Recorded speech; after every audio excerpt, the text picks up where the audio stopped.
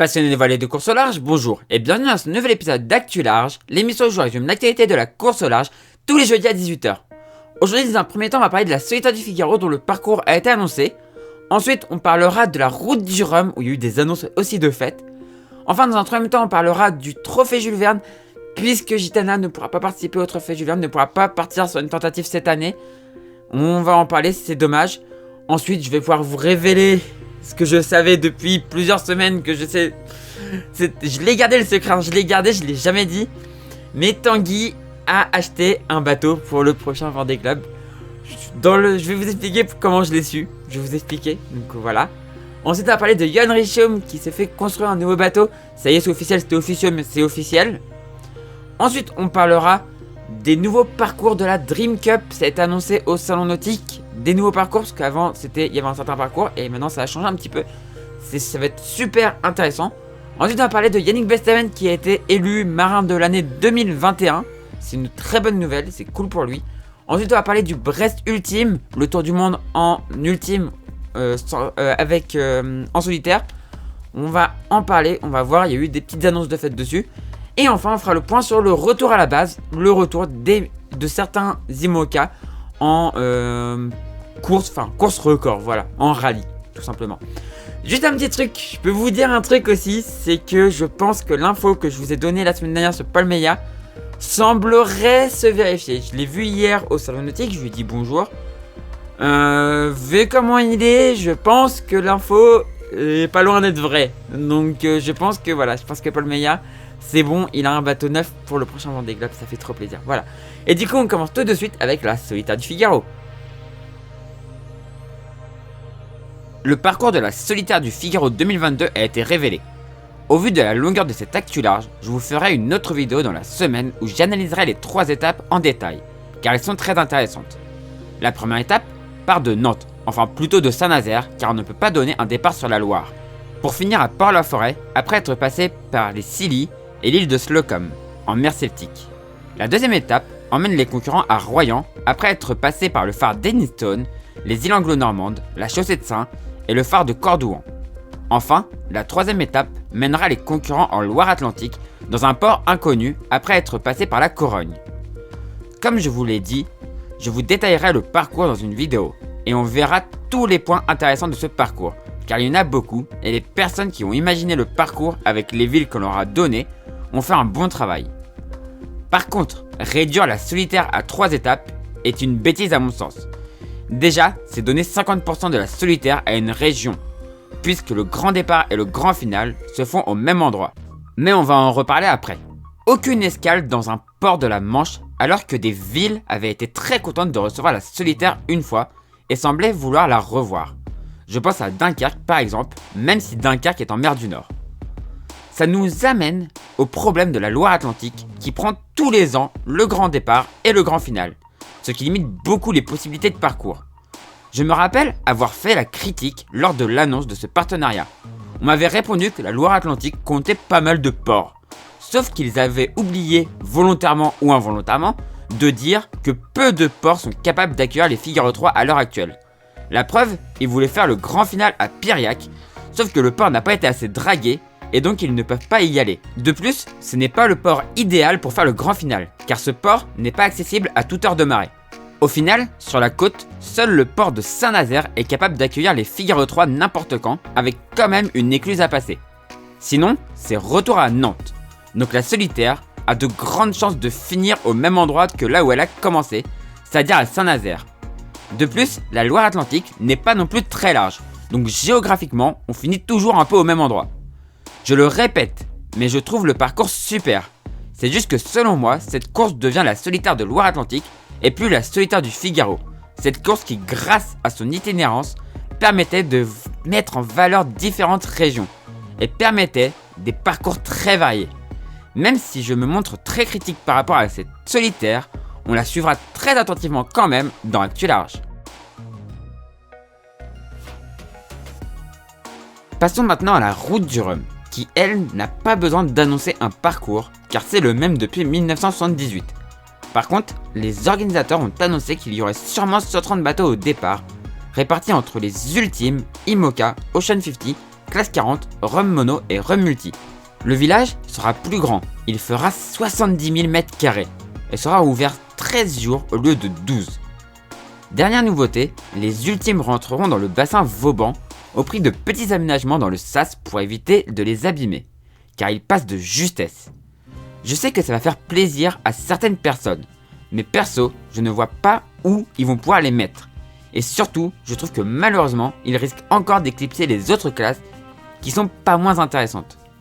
Dernière nouveauté, chaque classe aura une parade à réaliser par jour pendant la première semaine du village.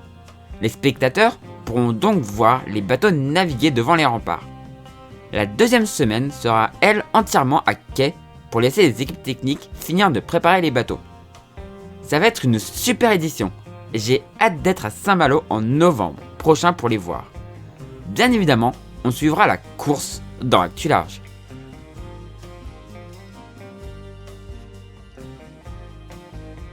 La mauvaise nouvelle est tombée hier. Gitana ne partira pas sur un trophée Jules Verne cette année à cause de la collision avec un ovni qui est survenu pendant le convoyage du retour de la Transat Jacques Vabre. C'est dommage pour l'équipage de Gitana et pour le Gitana Team qui a réalisé une superbe saison en remportant la Transat Jacques Vabre. Le bateau rentre donc en chantier d'hiver et tentera le Jules Verne un autre hiver. Consolons-nous, car en effet, on pourrait quand même avoir un trophée Jules Verne grâce à Spindrift. Dans tous les cas, on suivra ça très attentivement dans Actu Large. Je peux enfin vous l'avouer, car il a fait sa déclaration officielle. Tanguy rachète Apicil pour faire le prochain Vendée Globe. Je le sais depuis le village de la Transat Jacques Vabre, car j'ai grillé Tanguy en train de visiter le bateau. C'est top pour Tanguy car c'est un super bateau, même si c'est un non-foiler et qu'il aura 16 ans au départ du prochain Vendée Globe, il n'en reste pas moins performant. La preuve avec la très belle 7ème place de Damien Seguin sur le dernier Vendée Globe. Ce dernier l'a très bien optimisé, ce qui devrait permettre à Tanguy de jouer de très belles places. Tanguy est encore à la recherche de partenaires financiers pour boucler son budget. Donc si vous connaissez quelqu'un qui tient une entreprise ou que vous êtes vous-même chef d'entreprise et que vous voulez aider ce super skipper, n'hésitez pas à le contacter. Dans tous les cas, nous, on continuera à suivre ce skipper que j'adore dans Actu Large.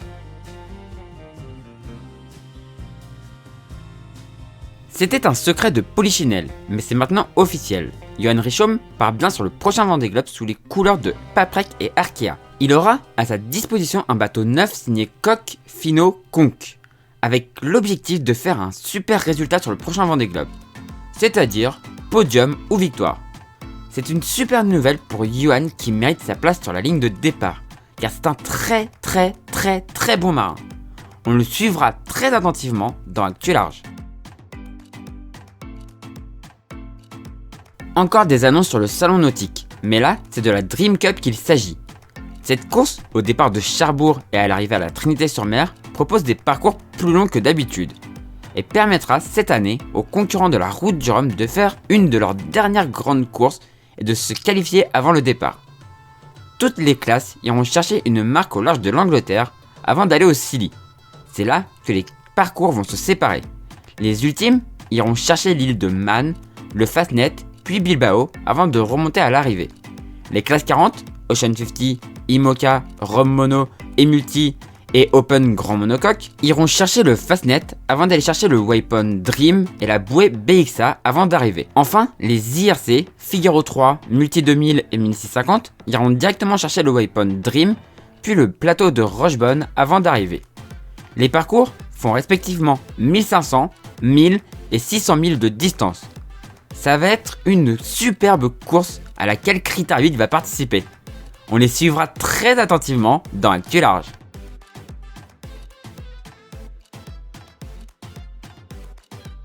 Après avoir été décoré de la Légion d'honneur avec Jean Le Cam par Emmanuel Macron pour le sauvetage de Kevin Escoffier, Yannick Bestaven a été élu marin de l'année 2021 pour sa victoire sur le Vendée Globe. C'est mérité car Yannick est un marin battant qui ne lâche rien. On attend maintenant avec impatience de voir son nouveau bateau. On en parlera dans Actu Large. Prévue à l'origine en 2019, la Brest Ultime, ce tour du monde en solitaire en multicoque, devrait partir en fin d'année 2023. Quelques révélations ont été faites dessus. Comme on pouvait s'y attendre, ce sera une course avec assistance, comme toutes les courses en ultime. C'est-à-dire que les skippers auront le droit à un routeur à terre.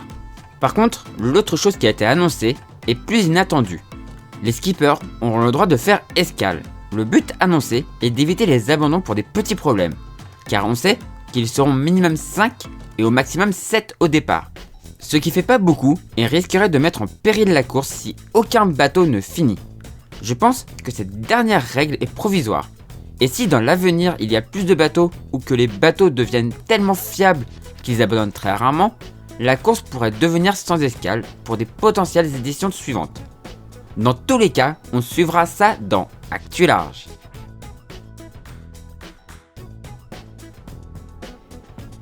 Et on finit du coup cette Actu Large par un petit point sur le retour à la base. On voit Prismian Group qui est presque arrivé, il arrive demain Prismian Group. Plus que 500 000 de l'arrivée, donc c'est pas grand chose.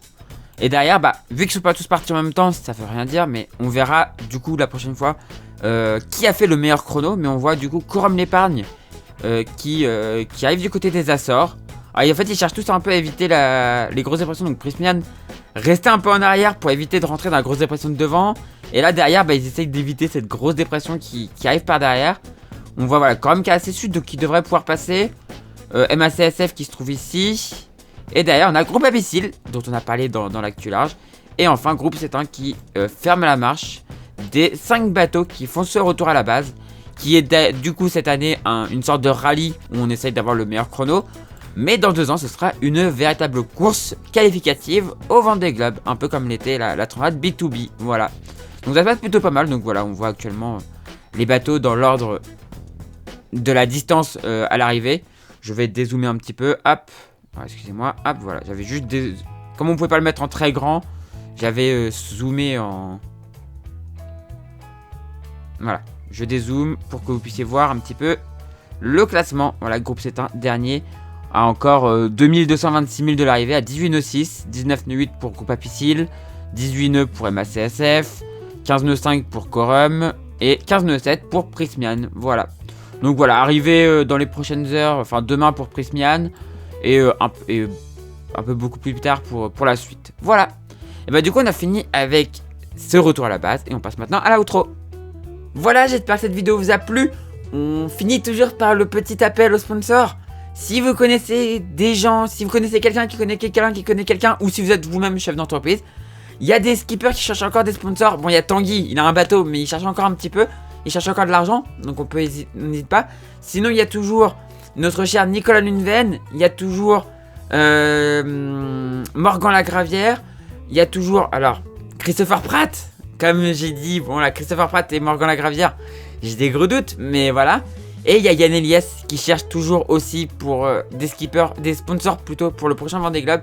C'est des skippers qui sont top, c'est vraiment des top skippers qui cherchent encore des budgets, qui cherchent pour certains des bateaux qui n'ont pas encore les moyens d'acheter des bateaux. Tanguy a le moyen d'acheter le bateau, les autres n'ont pas encore les moyens. Donc si vous connaissez quelqu'un, si vous êtes chef d'entreprise vous-même, n'hésitez pas à aller vers eux, à aller les aider, à les sponsoriser. C'est des marins qui méritent vraiment de trouver des budgets pour le prochain Vendée Globe. En plus, qu'on a des très beaux projets. J'ai oublié Nicolas Boitvézy, mais par exemple, Nicolas Lunven avec Imagine for Margot pour les maladies, enfin pour les cancers des enfants. C'est hyper intéressant et ça serait vraiment top de porter un projet comme ça sur le Vendée Globe. Il y a Nicolas Boitvézy qui est sur un projet pour la planète. Enfin, vraiment, il y a des beaux projets et donc on n'hésite pas à y aller. Le Vendée Globe, c'est des bons retours sur investissement. Donc si vous connaissez quelqu'un ou si vous êtes vous-même chef d'entreprise, on n'hésite pas à aller aider ces skippers. Ils le méritent vraiment. Voilà. Du coup, si cette vidéo vous a plu, si c'est le cas, n'hésitez pas à mettre un pouce en l'air, à la commenter et à la partager. Et si vous n'êtes toujours pas abonné à la chaîne, n'hésitez pas à vous abonner pour ne pas rater des prochaines vidéos. Quant à moi, je vous retrouve soit sur pour une prochaine vidéo sur YouTube, sur la chaîne Toria, ou pour un live sur Twitch. Je suis en live tous les jours, sauf le mercredi et le dimanche, donc on n'hésite pas à venir, le lien est en description de la vidéo. C'est à 17 h, voilà. Du coup, moi je vous dis à la prochaine et ciao tout le monde. Ciao, ciao, ciao.